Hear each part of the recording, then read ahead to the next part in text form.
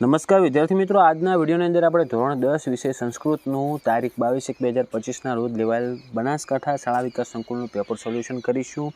તો જે વિદ્યાર્થીઓને પેપર બાકી હોય એ પણ આ વિડીયોને જરૂરથી જોજો, કારણ કે એમના માટે ખૂબ જ IMP પ્રશ્નો કહેવાય. ઓકે, તમારા જે બીજા મિત્રો છે જે ધોરણ 10ની અંદર અભ્યાસ કરે છે એમને શેર કરી દો અને આવા યુઝફુલ વિડીયો માટે આપણી ચેનલને સબસ્ક્રાઈબ કરી દો. તો મિત્રો જો આપણે પહેલાં જે વિકલ્પો છે એ જોઈશું. પ્રશ્ન નંબર 3 એમાં જો તમને આપેલું છે કે વયમ સર્વે માનવા કીદૃશા ઇવ સ્મ, તો એનો જવાબ થશે મિત્રો સી થશે, મતલબ કે કષ્ટખંડા ઇવ. ઓકે, પછી ચોથો પ્રશ્ન છે કુપિતા બુદ્ધિ કિમ ન પશ્યતિ, તો એની અંદર જવાબ આવશે ઓપ્શન બી આલોકમ. પછી પાંચમો છે વિકલ્પ હેમચંદ્રાચાર્યન રચિતસ્ય અલંકાર શાસ્ત્રીસ્ય ગ્રંથસ્ય નામ કિમ અસ્તિ, તો મતલબ એની અંદર કયો જવાબ આવશે? ઓપ્શન બી, જેનું નામ થાય છે ચાલુક્ય વંશ. તો ઓપ્શન એ આવશે. ઓકે, અભિધાન ચિંતામણી. આ ત્રણ આપણે વિકલ્પ થઈ ગયા. હવે આગળ આપણે જોઈશું વિભાગ બીની અંદર. તો વિભાગ બીની અંદર તમને આ જ રીતના વિકલ્પો આપેલા છે, જેમાં પહેલું છે સર્વે કીદૃશા ભવંતુ. 14મો પ્રશ્ન તમે જુઓ તો એમાં આવશે મિત્રો સુખીન, ઓપ્શન બી. પછી 15મો છે હેયમ કિમ અસ્તિ, તો એમાં જવાબ આવશે સી એટલે કે કાર્યમ. અને 16મો પ્રશ્ન છે કઈ કાર્યમ ન પ્રારભ્યતે, તો એમાં જવાબ આવશે મિત્રો નીચે, મતલબ કે બી જવાબ થશે. પછી આગળ વિભાગ સી, જે વિદ્યાર્થીઓને પેપર બાકી હોય એ સ્ક્રીનશોટ લઈ રહેજો, તેમને પ્રશ્નો કામ લાગશે. હવે આપણે આગળ જોઈશું વ્યાકરણ વિભાગ, જે વિભાગ ડીમાં આવે છે. મોસ્ટ IMP વિભાગ છે આ. એનું આપણે જેટલું બન્યું એટલું આપણે સાચું સોલ્યુશન કરીશું.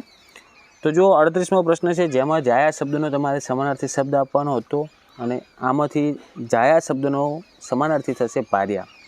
પછી 39મો પ્રશ્ન, જેમાં તમારે કૃષ્ય શબ્દનો વિરોધાર્થી શબ્દ આપવાનો હતો, તો એનો વિરોધાર્થી શબ્દ થશે પીન. ઓકે, જે અમુક ખોટા ટીક કરેલા છે એના જોતાં હું બોલું એના ઉપર ધ્યાન રાખજો, પીન આવે એનો જવાબ. પછી 40મો પ્રશ્ન છે, જેમાં તમારે સામાન્ય ભવિષ્યકાળનું મધ્યમ પુરુષ બહુવચન રૂપ કયું છે એ લખવાનું છે. તો એમાં આવશે 40માં પાસીયંતે. ઓકે, જે બીજા નંબરનું છે ને પાસીયંતે એ આવશે. 41મો પ્રશ્ન છે, જેમાં તમારે વર્તમાન કાળનું ઉત્તમ પુરુષનું એક વચનનું રૂપ લખવાનું હતું, તો એની અંદર જવાબ આવશે મિત્રો ખાદામી. પછી 42મો પ્રશ્ન, એનો જવાબ થાય છે ભવંતુ. ઓકે, જે ઠીક છે જ.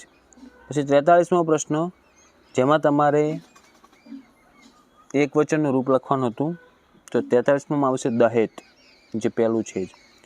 44મો પ્રશ્ન છે, જે વાક્ય એક આપેલું છે અને એનું આપણે સાચું શુદ્ધ વાક્ય લખવાનું છે, તો એમાં જવાબ આવે મિત્રો ઓપ્શન એ આવશે. ઓકે, ઓપ્શન એ એનો જવાબ થશે. પછી 45મું છે, જેમાં તમારે એક વચનનું રૂપ લખવાનું છે, એમાંથી 45માં જવાબ આવશે લોકાત, જે તમને ટીક કરેલ દેખાય એ જ થશે એનો જવાબ. પછી 46મો પ્રશ્ન છે, જેનો જવાબ થાય છે સંપ્યતા. ઓકે, શું થાય છે? સંપ્યતા, સંપત્યા.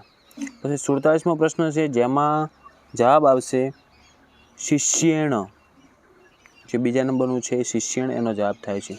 નેક્સ્ટ આગળ જુઓ, 48માં જવાબ આવશે મિત્રો એકહ. ઓકે, પછી 39મો પ્રશ્ન છે, જેમાં રેખાંકિત કરેલા શબ્દનો આપણે કૃદનનો પ્રકાર લખવાનો છે, તો એમાં આવશે મિત્રો હેત્વર્થ કૃદમ. 50મો છે, જેમાં મનવો પી આલેલ છે, તો એમાં શું થશે? જે ટીક કરેલું છે આગળનું એ થશે માનવા પ્લસ અપી. અને 51મું છે, જેમાં આપણે સંધિ જોડવાની હતી, તો એનું થશે મિત્રો પશુ એવ. ઓકે, જે પહેલું છે પશુ એવ, એની સંધિ થશે. બીજા વિભાગનો તમારે વિભાગ ઈમાં જુઓ, મતલબ કયા ગદ્યખંડ આપેલા છે એ તમારે જે વિદ્યાર્થીઓને બાકી છે સ્ક્રીનશોટ લઈ લેજો, જેમને પેપર કામ લાગે. ઓકે, તો મિત્રો આ હતું આપણે આજે સંસ્કૃત વિષયનું પેપર સોલ્યુશન. જે વિદ્યાર્થીઓને સેમ પેપર હતું એમને પેપર કેવું ગયું છે કોમેન્ટ કરજો. આશા રાખું છું મિત્રો કે વિડીયો તમને ગમ્યો હશે તો વિડીયોને લાઇક કરી દેજો. પછી આવા યુઝફુલ વિડીયો માટે આપણી ચેનલને સબસ્ક્રાઈબ કરી દેજો. તમારા જે બીજા મિત્રો છે એમના સુધી પણ આ વિડીયોને શેર કરી દેજો. હવે મળીશું આપણે નેક્સ્ટ વિડીયોમાં. Thank you so much for watching my videos. Thank you so much.